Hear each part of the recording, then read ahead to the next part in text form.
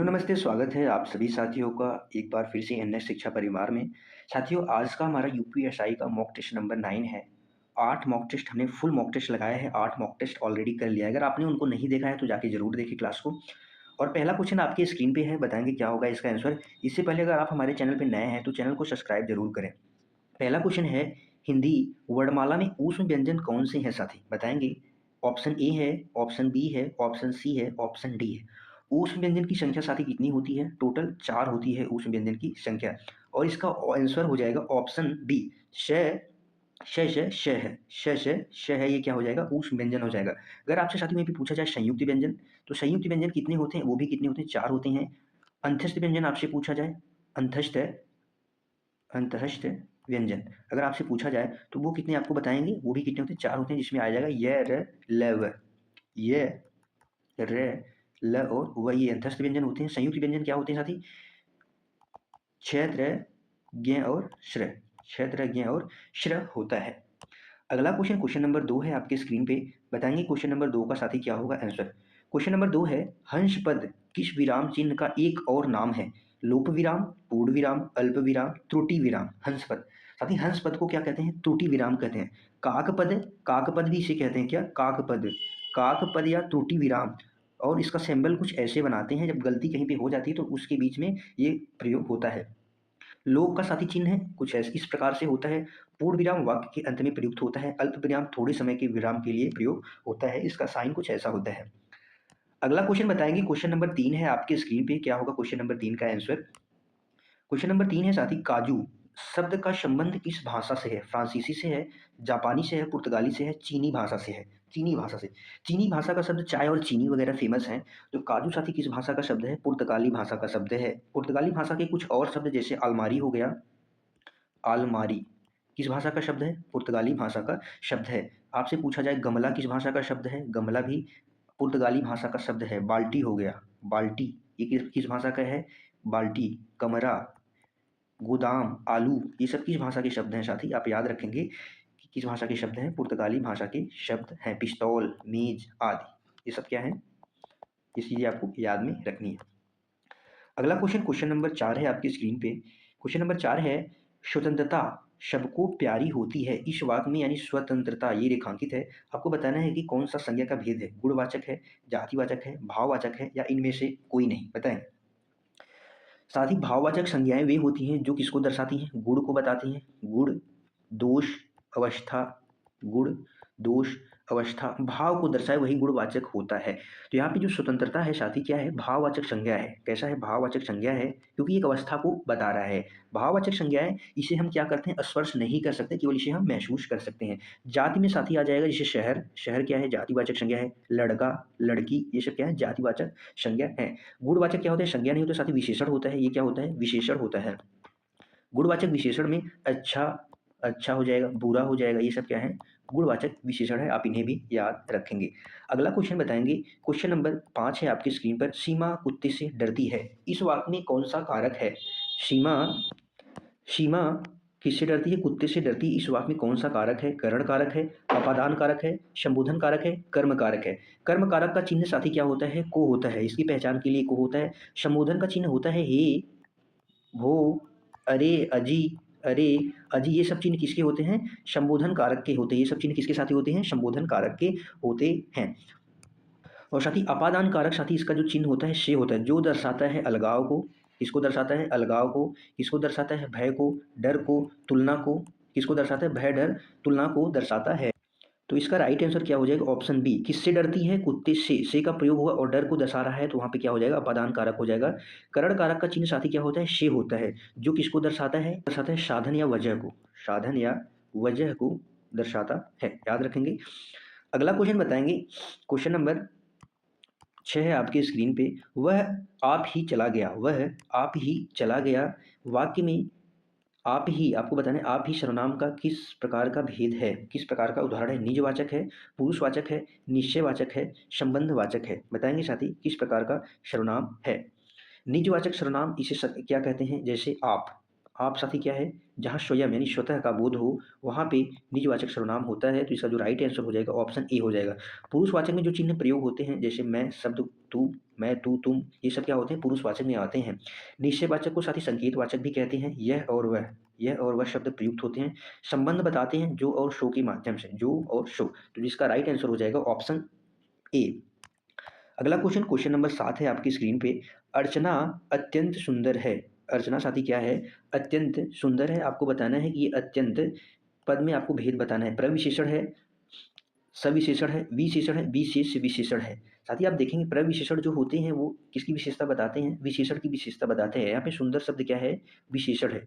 सुंदर शब्द क्या है? विशेषण है। और अर्चना यहाँ पे क्या है साथी? संज्ञा शब्द है।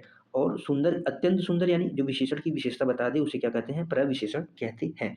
विशेष से क्या होता है? संज्ञा या सर्वनाम ही विशेष होते हैं, तो यहाँ पे अर्चना क्या हो जाएगी? विशेष हो जाएगी। ठीक है साथी, अर्चना यहाँ पे क्या हो जाएगी? विशेष हो जाएगी। और यहाँ पे विशेषण क्या होगा? सुंदर। तो इसका राइट आंसर हो जाएगा ऑप्शन ए। अगला क्वेश्चन बताएंगे, क्वेश्चन नंबर 8 है आपके स्क्रीन पर। तुम कहाँ पढ़ते हो? तुम कहाँ पढ़ते हो? इसमें कौन सा कोटि का विशेषण प्रयुक्त हुआ है? संख्यावाचक, संकेतवाचक, प्रश्नवाचक, गुणवाचक। क्वेश्चन नंबर 8 बताएंगे साथी क्या होगा। गुणवाचक विशेषण साथी क्या होते हैं? अच्छा, बुरा, अच्छा, बुरा, ये सब क्या है? गुणवाचक विशेषण है। प्रश्नवाचक में साथी कहाँ, कहाँ का प्रयोग किसके लिए होता है? प्रश्न के लिए होता है। कौन का प्रश्न किसके लिए होता है? तो प्रश्न के लिए होता है। कौन, कहाँ, ये सब आ जाए तो प्रश्नवाचक हो जाएगा। संकेत को निश्चयवाचक भी कहते हैं। इसे क्या कहते हैं? निश्चयवाचक। निश्चयवाचक भी कहते हैं। और यह और वह होता है, यह और वह इशारा।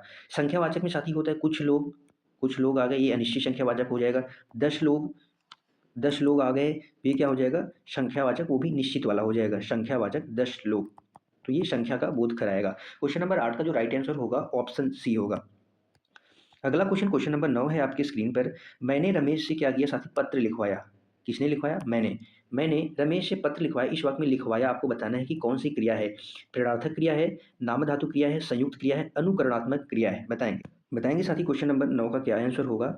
तो प्रेरणार्थक क्रिया वही क्रिया होती है जो कार्य दूसरों के माध्यम से करवाया जाता है, वही प्रेरणार्थक क्रिया हो जाती है। जैसे लिखवाया, पढ़वाया, लिखवाया, पढ़वाया, ये सब क्या है? कार्य दूसरों के माध्यम से जहाँ पे किया जाए वही प्रेरणार्थक क्रिया होती है। नाम धातु क्रिया साथी संज्ञा क्रिया विशेषण के साथ जुड़ने से बनती है। जैसे हमने कहा हाथ, हाथ क्या है? यहाँ पे संज्ञा शब्द है। और नाम धातु क्रिया कैसे बनता है? हथियाना, हथियाना, ये क्या हो जाएगा?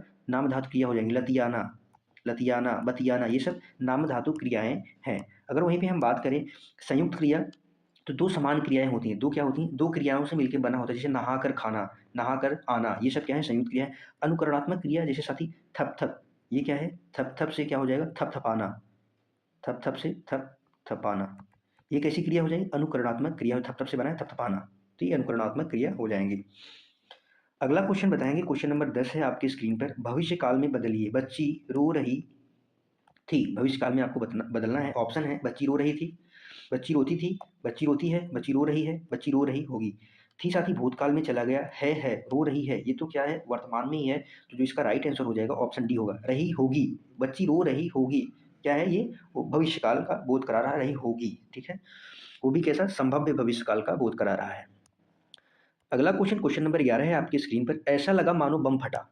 ऐसा लगा मानो बम फटा, वाक्य में कौन सा अव्यय है? उद्देश्य बोधक, कारण बोधक, स्वरूप बोधक, संकेत। बताएंगे क्वेश्चन नंबर 11 का क्या होगा राइट आंसर। स्वरूप बोधक साथी क्या होता है?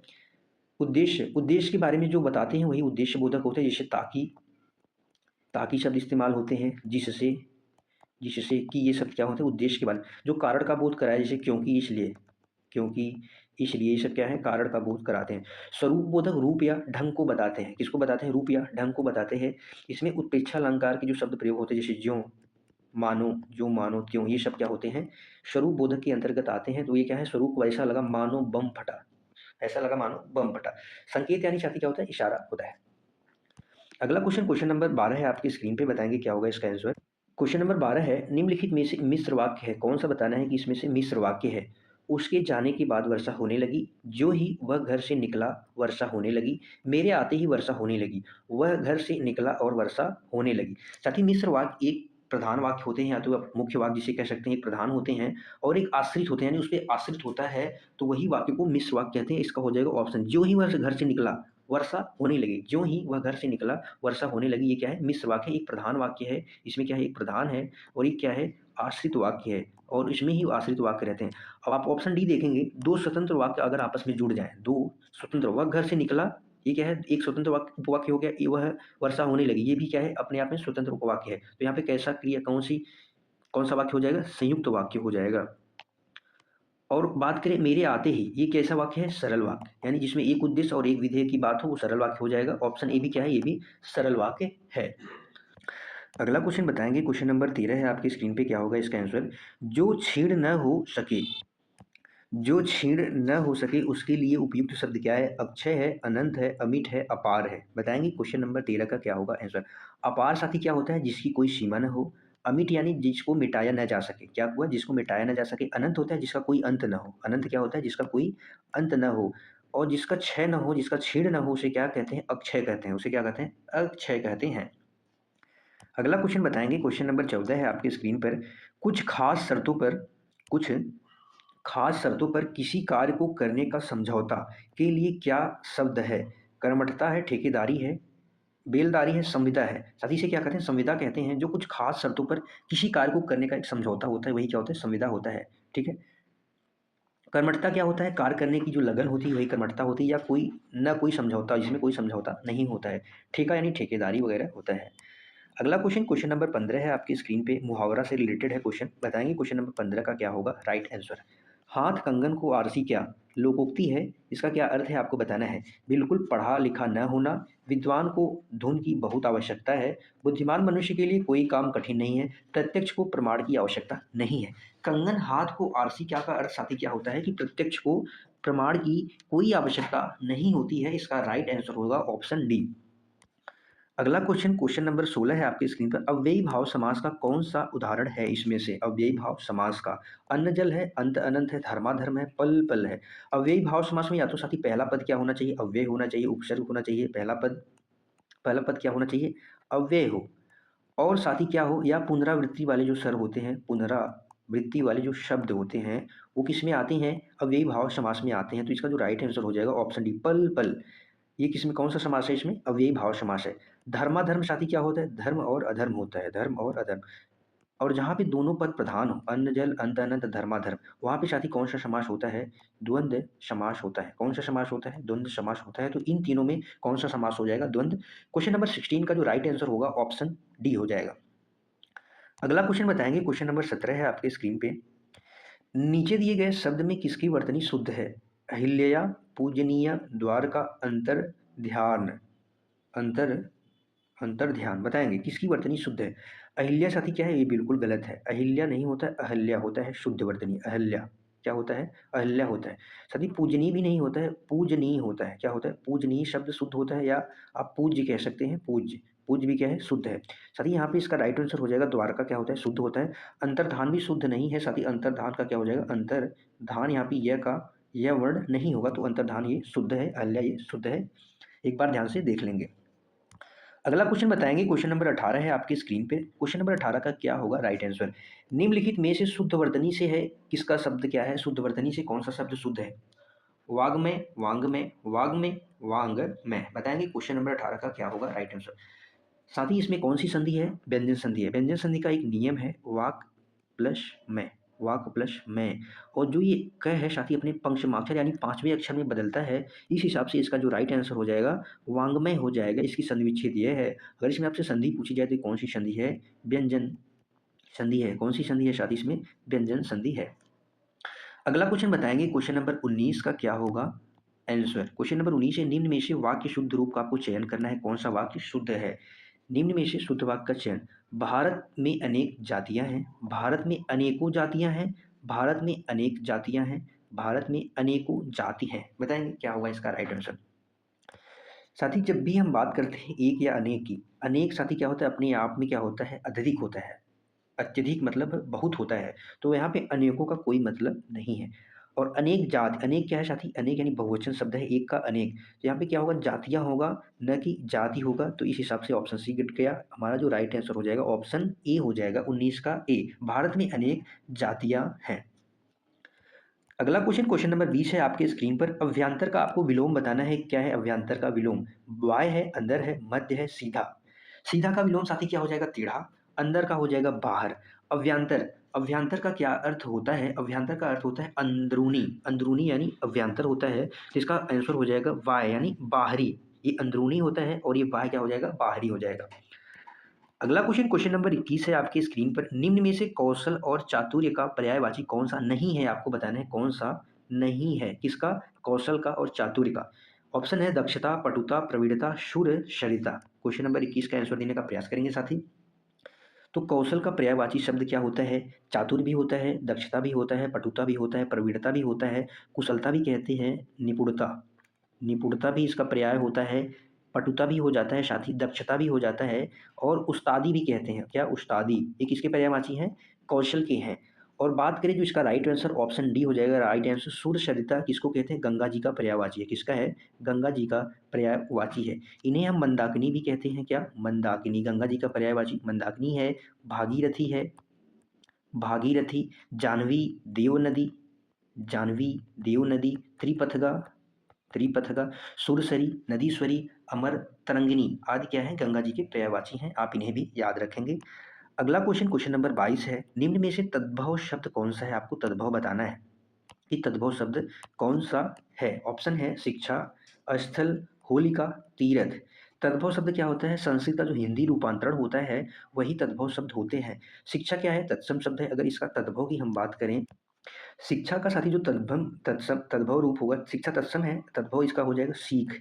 क्या हो जाएगा? सीख को शिक्षा कहते हैं। स्थल का साथी ठहराव या स्थान, ठहराव हो जाएगा इसका क्या? तद्भव हो जाएगा। होलिका का क्या होगा? तद्भव होली। होली का क्या हो जाएगा? होली कैसा शब्द है? होली क्या हो जाएगा? तद्भव तत्सम होगा।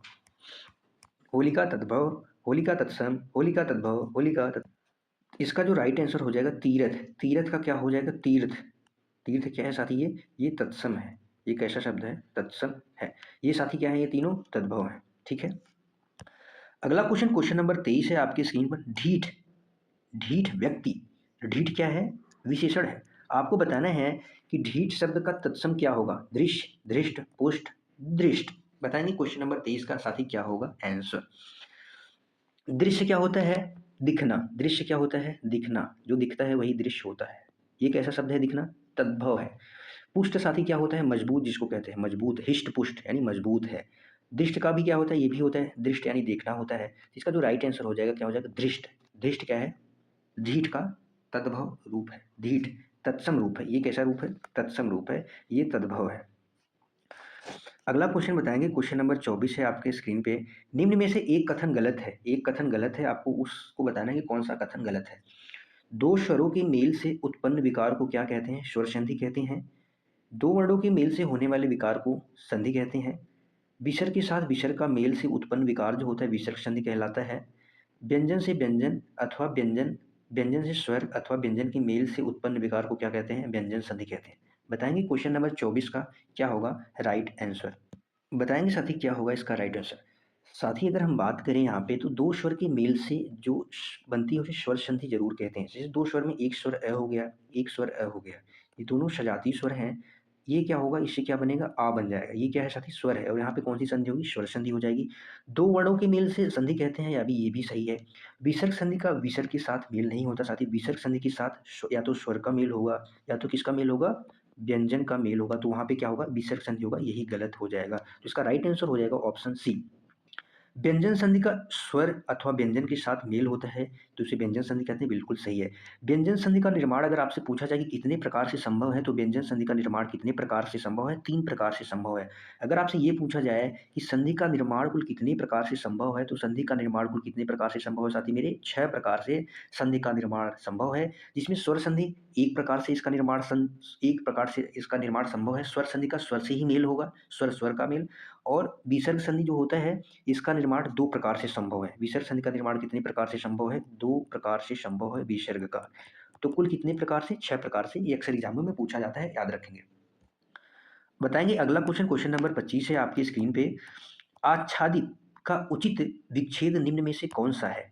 आच्छादित का आपको विच्छेद करके बताना है कौन सा है। आ प्लस छदित, आ प्लस छादित, आज प्लस छादित, आत प्लस छादित। साथ ही विसर्ग संधि का एक नियम है। कौन सा नियम है? जब स्वर, स्वर के बाद क्या आए साथी? 6 वर्ण आ जाए। कौन सा वर्ण? 6 वर्ण आ जाए तो इसकी जगह पे क्या होता है? स्वर के स्थान पे तो क्या बनता है? आधे च में बदलता है। कौन कौन बदलता है साथी? आधे च में बदल जाता है। ये दोनों अपने अनुसार जैसे रहते हैं वैसे रहते हैं, इन दोनों के बीच में आधा च क्या होता है, आ जाता है। तो इस हिसाब से इसका जो राइट आंसर होगा ऑप्शन बी हो जाएगा। यहाँ पे आप देखेंगे आ का मेल किससे हुआ, छ से हुआ, जो कि आ क्या है, स्वर है। तो इन दोनों के बीच में जो वर्ण आएगा वो आधा च का रूप आ जाएगा, तो हो जाएगा आ प्लस छादित, आ प्लस छादित। कौन सी संधि है इसमें, व्यंजन संधि। अगर आपसे संधि पूछा जाए तो इसमें कौन सी संधि है, व्यंजन संधि है, ये भी आपको याद रखना है। अगला क्वेश्चन नंबर 26 है आपके स्क्रीन पर। निम्नलिखित वाक्य में आए खाली स्थान, निम्नलिखित वाक्य में आए खाली स्थान शब्द को चुनिए। उद्यमी कभी भी हाथ पर हाथ डैश नहीं रखते हैं, वे तो कुछ ना कुछ करते ही रहते हैं। सामान रखते हैं उद्यमी, पैसे रखते हैं, हाथ धरे हाथ पैर रखे। उद्यमी कभी भी साथी हाथ पे हाथ धरे, क्या धरे, हाथ धरे नहीं बैठते हैं। उद्यमी कभी भी हाथ पे हाथ धरे नहीं बैठते हैं, वो कुछ ना कुछ करते ही रहते हैं। वैसे ही स्टूडेंट को भी करना चाहिए कि कुछ ना कुछ जरूर सीखना चाहिए, हाथ पे हाथ रख के नहीं बैठना चाहिए। अगला क्वेश्चन नंबर 27 का आंसर बताएंगे क्या होगा। क्वेश्चन नंबर 27 का राइट आंसर बताना है शकल। शकल और सकल का क्या अर्थ होता है। सन और सम्मत होता है, संपूर्ण और अंश होता है, संबल और निर्बल होता है, कला और कृति होता है। क्वेश्चन नंबर 27 साथी क्या होता है शकल। इस शकल का क्या अर्थ होता है, संपूर्ण, इस शकल का, और इस शकल का क्या होता है, अंश, जो भाग होता है। अंश क्या हो, जो भाग होता है। इस हिसाब से इसका जो राइट आंसर हो जाएगा ऑप्शन बी हो जाएगा। अगला क्वेश्चन नंबर 28 है आपके स्क्रीन पे। निम्न में से किस समूह के सभी शब्द मधु के अनेकार्थ को प्रस्तुत करते हैं। स्वाद और अर्क और तत्व, जन्म, फल, फूल, शहद, पराग, वसंत ऋतु, शंख, सत्य, पवित्र। बताएंगे क्वेश्चन नंबर 28 का क्या होगा राइट आंसर। साथ ही शहद, मधु क्या है, एक शहद का अनेकार्थी है, पराग भी है। वसंत ऋतु आने पे क्या होता है, इसमें भी जो शहद इकट्ठा की जाती है वही होता है मधु का अनेकार्थी। तो इस हिसाब से इसका जो राइट आंसर हो जाएगा ऑप्शन सी हो जाएगा, शहद, पराग, वसंत ऋतु। क्या हो जाएगा, वसंत ऋतु। अगला क्वेश्चन नंबर 29 है। जहाँ किसी का वर्णन, आपको बताना है कि जहाँ किसी का वर्णन किस प्रकार से हो, बढ़ा चढ़ा के करके उसकी सीमा अथवा मर्यादा का उल्लंघन हो जाए, वहाँ पे कौन सा अलंकार होता है। अत्युक्ति होता है, आसक्ति होता है, अन्योक्ति होता है, अतिशयोक्ति होता है। अतिशयोक्ति की वर्तनी देख लेंगे साथ ही, अक्सर एग्जाम में पूछा जाता है। अतिशयोक्ति शुद्ध वर्तनी यही है, और इसका राइट आंसर भी हो जाएगा ऑप्शन डी। अतिशयोक्ति अलंकार में किसी भी कथन को क्या किया जाता है, बढ़ा चढ़ा के पेश किया जाता है, वही अतिशयोक्ति अलंकार होता है। अन्योक्ति अलंकार में साथ ही इसमें किसी अन्य के माध्यम से अपनी बात कही जाती है। एक कथन रहता है और उस कथन को साबित यानी सही करने के लिए किसी अन्य कथन का प्रयोग किया जाता है, वहां पे अतिशयोक्ति अलंकार होता है। अगला क्वेश्चन नंबर 30 है आपकी स्क्रीन पे। निम्नलिखित पंक्तियों में से कौन सा अलंकार है, निम्नलिखित पंक्तियों में कौन सा अलंकार है आपको बताना है। बालगी विशाल विकराल ज्वाला ज्वाल मानो, लंकिली लिबय को काल रचना पशारी है। बालिद विशाल विकराल ज्वाला ज्वाल मानव, लंकलिबे को काल रचना पशारी है। इसमें अनुप्रास अलंकार है, यमक अलंकार, उपमा और रूपक है। यमक चमक, चमक यानी यमक होना चाहिए, श्लेष है, उत्प्रेक्षा और अनुप्रास अलंकार है।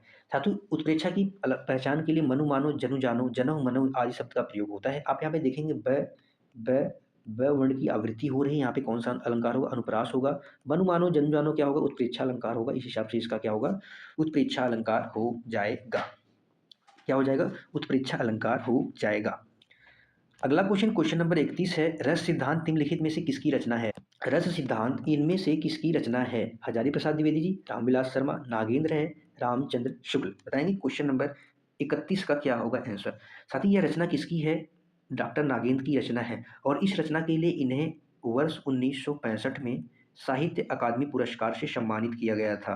साहित्य अकादमी अकादमी पुरस्कार से सम्मानित किया गया था। ये भी चीज़ें आपको याद रखनी है। ये रस सिद्धांत किसकी किसकी रचना है, नागेंद्र की है। अगला क्वेश्चन नंबर 32 है आपके स्क्रीन पे। बताएंगे क्या होगा इसका आंसर। रस का आपको नाम बताना है, क्या होगा रस। पीर मेरी कर रही गमगीन मुझको, और उससे भी अधिक तेरे नयन का नीर रानी, और उससे भी अधिक हर पाँव की जंजीर रानी। यहाँ पे श्रृंगार रस है, विभत्स रस है, भक्ति रस है, रौद्र रस है। साथ ही आपको बताना है कि श्रृंगार रस की वर्तनी शुद्ध है या अशुद्ध है।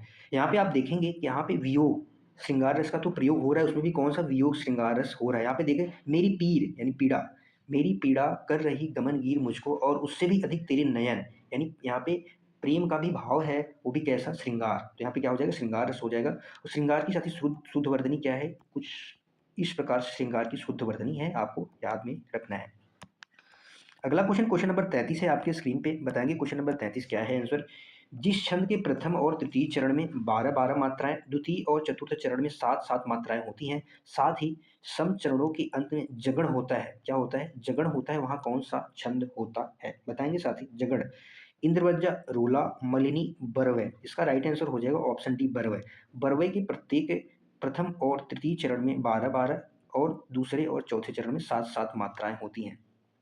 मल्ली और इंद्रवज्जा ये साथी क्या है? वर्णिक छंद है। कैसे छंद है? वर्णिक छंद है। इंद्रवज्जा में साथी कितना वर्ण होते हैं? 11 वर्ण होते हैं। मलिनी की बात करें तो इसमें कितने वर्ण होते हैं? 15 वर्ण होते हैं।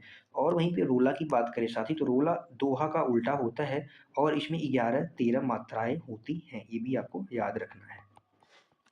अगला क्वेश्चन नंबर 33 है आपकी स्क्रीन पे। आधुनिक ढंग से पहला एकांकी किसे माना जाता है? आधुनिक ढंग से पहला एकांकी किसे माना जाता है? एक घूट को, भोर का तारा, बादल की मृत्यु, कारवां। बताएंगे। कारवां किसकी रचना है साथी? भुवनेश्वर प्रसाद। कारवां किसकी रचना है? भुवनेश्वर प्रसाद की रचना है। किसकी है? भुवनेश्वर भुवनेश्वर प्रसाद की रचना है कारवां। और वहीं पे बात करें हम बादल की मृत्यु। बादल की मृत्यु किसकी रचना है? प्रकाशित तो इसका प्रकाशन होता है वर्ष 1930 में। और इसका जो राइट आंसर हो जाएगा ऑप्शन सी हो जाएगा। आधुनिक ढंग का पहला एकांकी बादल की मृत्यु को माना जाता है और यह किसकी रचना है? डॉक्टर राम कुमार वर्मा की है। किसकी है? राम कुमार वर्मा द्वारा रचित है। ये भी आपको याद रखना है। भोर का तारा जगदीश चंद्र माथुर की रचना। किसकी है? जगदीश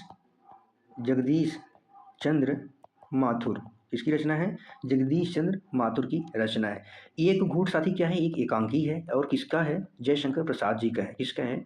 जयशंकर प्रसाद जी का है। आशु, लहर, झरना, कामायनी, स्कंदगुप्त, चंद्रगुप्त, धूषामणि, ये सब क्या है? जयशंकर प्रसाद जी की रचनाएं हैं। अगला क्वेश्चन बताएंगे क्वेश्चन नंबर 35 है आपके स्क्रीन पे। क्या होगा क्वेश्चन नंबर 35 का आंसर? 35। हिमतरंगिणी किसका काव्य संग्रह है? रामकुमार वर्मा का है, भगवती चरण वर्मा, दिनकर माखनलाल चतुर्वेदी जी का है। बताएंगे क्वेश्चन नंबर 35 का क्या होगा आंसर। रामकुमार वर्मा जी की बात करें तो इनकी जो कुछ रचनाएं जिसे हम जानते हैं, वीर हमीर अभी हमने देखा वीर हमीर रामकुमार वर्मा का। अभी बादल की मृत्यु रचना है और चित्तौड़ की चिंता आदि क्या है? रामकुमार वर्मा जिसके लिए जाने जाते हैं। भगवती चरण वर्मा भूले विसरे चित्र के लिए जाने जाते हैं। दिनकर जी की बात करें तो कुरुक्षेत्र के लिए जाने जाते हैं। उर्वशी के लिए जाने जाते हैं। रश्मि रथी आदि के लिए जाने जाते हैं। हिमतरंगिनी के लिए माखनलाल चतुर्वेदी जी का काव्य संग्रह है, इसके लिए जाने जाते हैं। वर्ष 1955 में वर्ष 1955 में साथी इन्हें किससे साहित्य अकादमी पुरस्कार मिला था? हिंदी का पहला साहित्य अकादमी पुरस्कार, हिंदी साहित्य अकादमी किसे मिला था? पहला माखनलाल चतुर्वेदी जी को हिमतरंगिनी रचना के लिए 1955 में इन्हें मिला था। और वहीं पे हिमतरंगिनी विधा की बात करें साथी तो ये क्या है? काव्य है। इनका काव्य संग्रह है। ये भी आप याद रखेंगे। अगला क्वेश्चन बताएंगे क्वेश्चन नंबर 36 है आपकी स्क्रीन पर। बसही पंखी बोलहि बहुभाषा करहि हुलास देखी के शाखा। प्रस्तुत पंक्ति के रचयिता कौन है? कबीरदास जी हैं, जायसी हैं, रामानंद है, तुलसीदास जी हैं। बताएंगे क्वेश्चन नंबर 36 का क्या होगा। कबीरदास की अनेक पंक्तियां जो प्रसिद्ध हैं, अक्सर एग्जामों में पूछी जाती हैं, जैसे पानी बीच मीन प्यासी भोहें सुन सुन आवे हाँसी। मोहे सुन सुन आवे हाँसी कबीरदास की है। जायसी की है मानस प्रेम भयं बैकुंठी नाहित काह छार भई मुठी। ये सब क्या है? कबीर की हैं। और यह पंक्ति किसकी है? तुलसीदास जी की है। किसकी पंक्ति है? यह तुलसीदास जी की है। बसहि पंख बोलहि बहुभाषा करहि हुलास देखी के शाखा। गोस्वामी किसकी है? तुलसीदास जी की है। अगला क्वेश्चन बताएंगे क्वेश्चन नंबर 37 है आपके स्क्रीन पे। भक्ति काल।